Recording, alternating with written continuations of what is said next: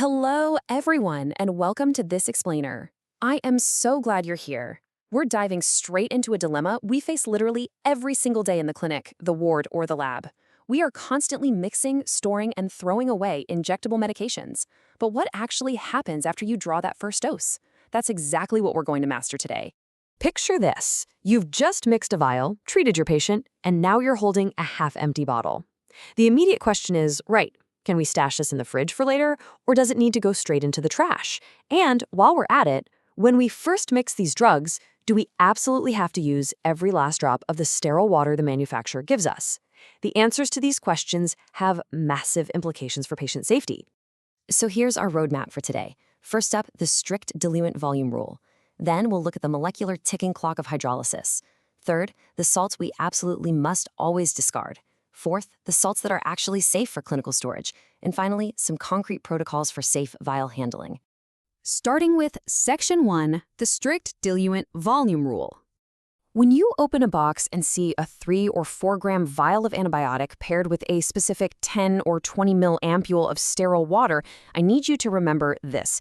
That water volume isn't just a suggestion, it's a strict pharmacological requirement. Using the correct volume gives you a nice, safe, isotonic solution. But if you decide to short it and use, say, half the water, you instantly create a highly concentrated hypertonic solution. If you inject that intramuscularly, you trigger a massive osmotic gradient. It literally sucks fluid right out of the patient's surrounding cells, causing severe injection site pain, cellular inflammation, and eventually tissue necrosis. Using the exact provided diluent does 4 absolutely crucial things for us.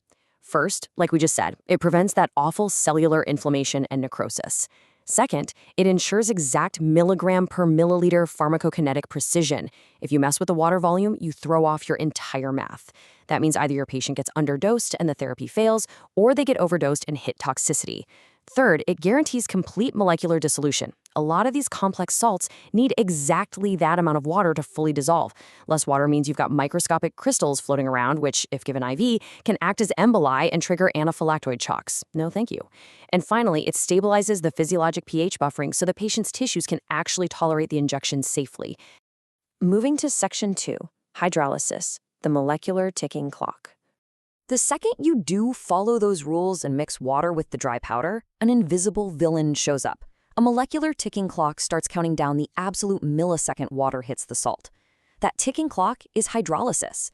It's a chemical reaction where water actually attacks and breaks down molecular bonds. So for our most common antibiotics like beta-lactams and cephalosporins, the water physically destroys the drug's active chemical structure. Let's break down exactly how this destruction happens. Step 1, you introduce sterile water to the dry salt.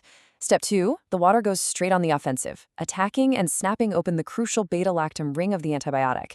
And step 3 is the fallout. The second that molecular ring is broken, antibacterial efficacy plummets to absolute zero. In some formulas, this total structural collapse starts in just minutes. So here's the major takeaway.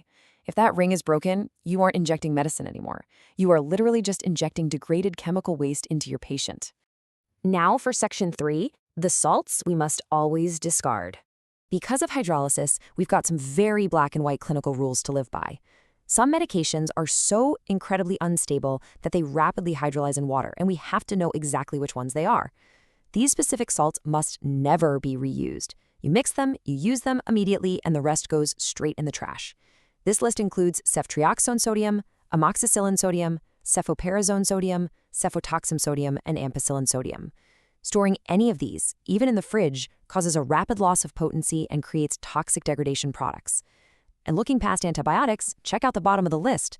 Methylprednisolone sodium succinate hydrolyzes incredibly fast, and pantoprazole sodium, our go-to gastroprotectant, has an absolute max window of 12 hours before it's completely useless. On to Section 4, the salts safe for clinical storage. Okay, take a breath. It's not all bad news. Thanks to specific chemical stabilizers, we do have some uniquely formulated exceptions that actually stay stable in an aqueous solution provided we store them right. Let's look at the shelf lives of these exceptions. First, Ceftia-4 sodium. Think about how this contrasts with ceftriaxone, which degrades almost instantly. Ceftia-4 actually stays stable for up to 7 days in the refrigerator, or 12 hours at room temp. Oh, and a quick clinical pearl for you. If your Ceftia-4 changes from off-white to a slightly tan color, that's perfectly normal. It doesn't mean it lost potency. Next, we have doxycycline hyclate, which gives us 72 hours, so 3 days, in the fridge and 12 hours at room temperature. Lastly, diminazine diaceturate usually has phenazone as a stabilizer, giving it an impressive 10 to 14 days in the fridge and 2 to 3 days at room temp. I need to circle back to doxycycline hyclate for a second, though, because you absolutely must protect it from light. It's incredibly photosensitive, which is why those dark amber bottles are non-negotiable for this lifesaver. If you notice your stored solution has turned significantly darker, throw it away. Light exposure causes degraded tetracyclines to form toxic byproducts, and if you inject those, you're looking at severe kidney damage in your patients. And while we're on the topic of storage, let's establish a hard rule right now. Never, ever freeze reconstituted drugs. When we say to store something in the refrigerator, we strictly mean the main cooling compartment, sitting pretty between 2 and 8 degrees Celsius. Freezing is an absolute catastrophe for molecular stability. It alters the crystalline structure and permanently destroys the drug molecule. Finally, Section 5, Protocols for Safe Vial Handling. All right, we've covered the why and the what. Now let's lock in a rapid-fire clinical checklist to make sure we're handling every single stored vial safely. 1. Strictly enforce that 2 to 8 degrees Celsius fridge temp. 2. Trust your eyes. Discard a vial immediately if any crystals form in the solution. 3. Discard it immediately if you see dark discoloration, just like we talked about with doxycycline.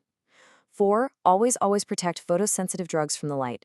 And 5. Never freeze your solutions. Seriously, if you see crystals or it gets dark, it goes straight in the trash. There is one specific mechanical protocol we have to follow, and this is for heavy suspensions like streptomycin-penicillin G combinations or depot penicillins. Step 1 is simply identifying these heavy suspensions. During their safe 7-day or 48-hour refrigeration windows, they are going to naturally settle at the bottom of the vial. That makes Step 2 absolutely critical. You must physically agitate and shake that vial vigorously. Then, Step 3, draw your exact dose immediately before the suspension can settle again. This is the only way to ensure we are drawing an evenly distributed, safe, and precise dose. We've covered a ton of ground today, but if you ever find yourself staring at a vial, suddenly questioning everything we just went over, lean on this golden rule. When in doubt about a specific salt stability, the most reliable source of information is always the manufacturer's package insert. That little piece of paper crumpled up inside the box? It is the ultimate authority on the clinical pharmacology and diluent safety for that specific formulation. Which brings us to our final takeaway and a somewhat provocative question I really want you to think about. Are you absolutely certain the stored vials in your fridge are truly safe right now? Or is it time for an immediate clinic-wide audit? I strongly challenge you to take these evidence-based protocols and instantly apply them to your own practice today. Check your fridges, verify your diluent volumes, and protect your patients. Thank you so much for joining me for this explainer. I hope this breakdown gives you exactly what you need to master your reconstitution protocols. Keep learning, keep applying these principles, and we'll see you in the next explainer.